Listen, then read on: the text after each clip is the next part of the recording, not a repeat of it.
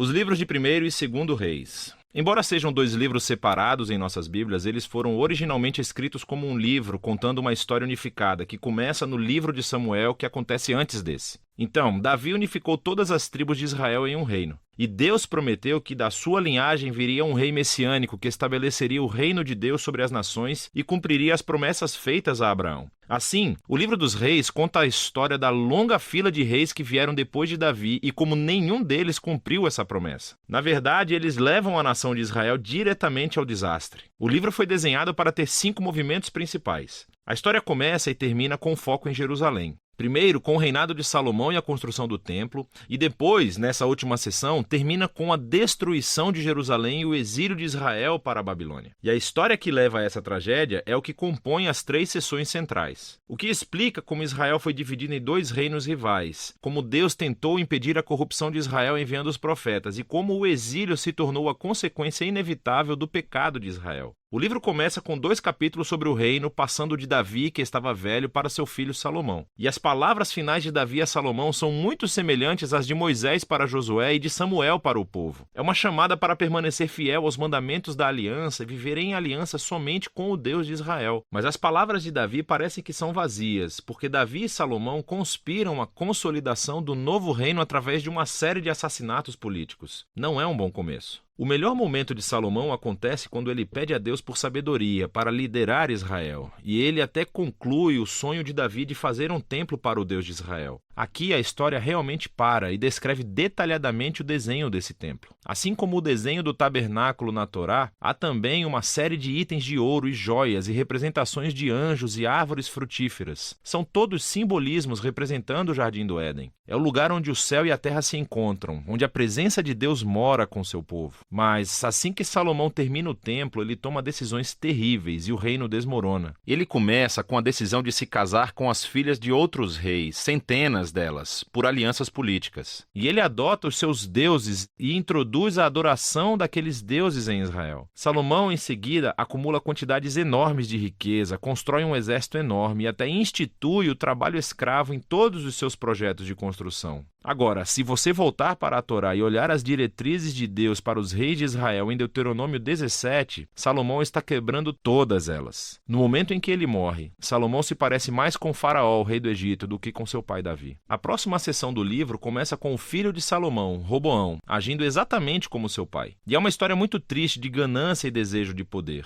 Ele tenta aumentar os impostos para o trabalho escravo. E sob a liderança de Jeroboão, as tribos do norte rejeitam essa ideia, rebelam e se separam e formam seu próprio reino rival. Agora, na história, você tem o reino do sul, Judá, centrado em Jerusalém, com os reis da linhagem de Davi, e esse novo reino do norte, chamado Israel, cuja capital, eventualmente, será Samaria. Jeroboão também constrói 2 novos templos para competir com o templo de Salomão no sul. Ele coloca um bezerro de ouro em cada um para representar o Deus de Israel. A conexão com o Êxodo 32 e o bezerro de ouro é bastante explícita. A partir desse ponto, a história vai e volta de norte a sul, traçando o destino de ambos os reinos. Cada um teve cerca de 20 reis sucessivos, e à medida que o autor apresenta cada rei, ele avalia o seu reinado através de alguns critérios. Eles adoravam somente o Deus de Israel ou instituíam adoração a outros deuses? Eles confrontaram a idolatria que existia entre o povo, e eles permaneceram fiéis à aliança que fizeram com Davi ou se tornaram corruptos e injustos. E de acordo com esses critérios, o autor não encontra bons reis no norte de Israel, 0 de 20. E então, no sul de Judá, apenas 8 dos 20 recebem uma classificação positiva, o que conecta ao outro grande propósito deste livro. E esse é o de introduzir a função dos profetas, figuras-chave na história de Israel.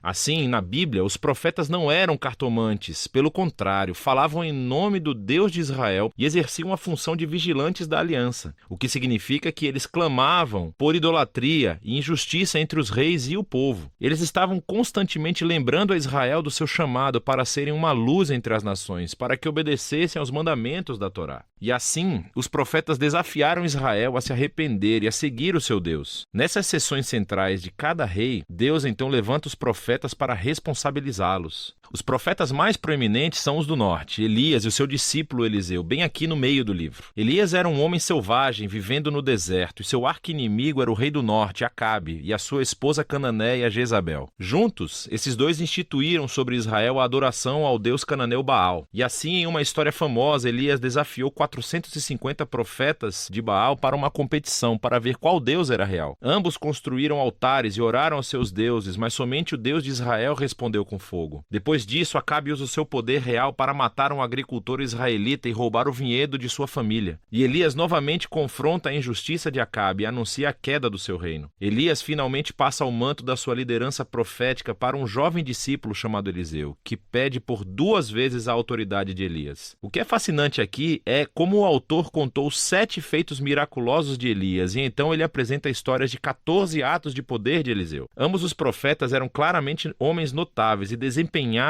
o mesmo papel, confrontando os reis de Israel por idolatria e injustiça. E, infelizmente, eles não conseguiram afastar Israel da apostasia. Na próxima sessão, o reino do norte é abalado por uma revolução sangrenta iniciada por um rei chamado Jeú, que destrói a família de Acabe. E embora Jeú tenha sido inicialmente enviado por Deus, sua violência simplesmente ficou fora de controle. E cria esse ciclo de assassinatos políticos e rebeliões das quais Israel nunca se recuperou. Depois de Jeú, acontece uma série de golpes de Estado. E cada rei segue outros deuses e permite injustiças horríveis. Tudo isso leva ao capítulo 17 de 2 Reis. O grande império mau da Assíria desce e acaba completamente com o reino do norte. E a cidade capital de Samaria é conquistada. Os israelitas são exilados e espalhados pelo mundo antigo. Agora, o capítulo 17 é fundamental. O autor interrompe a história e oferece essa reflexão profética sobre o que acabou de acontecer. Ele culpa a queda do reino do norte pela idolatria e infidelidade da aliança de Israel e seus reis. E assim Deus permitiu que eles enfrentassem as consequências das suas decisões. O movimento final do livro conta a história do solitário reino do sul. E aqui encontramos alguns reis muito heróicos, como Ezequias, que confia em Deus quando os exércitos da Assíria batem a porta de Jerusalém. Ou Josias, que descobre esse pergaminho perdido da Torá no templo. Ele começa a ler, sente-se convicto e institui reformas religiosas para remover a idolatria e as influências cananeias na região. Mas Judá está longe demais. O rei bem no meio desses dois, Manassés, é o pior de todos. Ele não só introduz a adoração a estátuas no templo de Jerusalém, como também institui o sacrifício de crianças. E assim Deus envia profetas para dizer que o tempo acabou. Israel atingiu seu ponto sem retorno. Os capítulos finais contam a história do Império Babilônico invadindo Jerusalém, destruindo o templo e levando o povo e a linhagem real de Davi para o exílio. Assim, a história termina e nos deixa a pensar: será que Deus está cansado de Israel? Será que ele está cansado da linhagem de Davi? Bem, o parágrafo final avança cerca de 40 anos até o exílio e conta uma história muito estranha. É sobre Joaquim, um descendente de Davi, que teria sido rei se retornasse a Jerusalém. O rei da Babilônia o libera da prisão e o convida a comer na mesa real pelo resto de sua vida. E o livro termina. Não nos diz muito, mas é uma história que dá um vislumbre da esperança de que Deus não abandonou a linhagem de Davi. Então a questão agora é: como Deus irá cumprir as suas promessas a Abraão, a Davi? Como ele vai abençoar as nações e trazer o reino messiânico? E para responder a essas perguntas, você precisa ler sobre a sabedoria nos livros proféticos. Mas por enquanto, esse é o livro dos reis.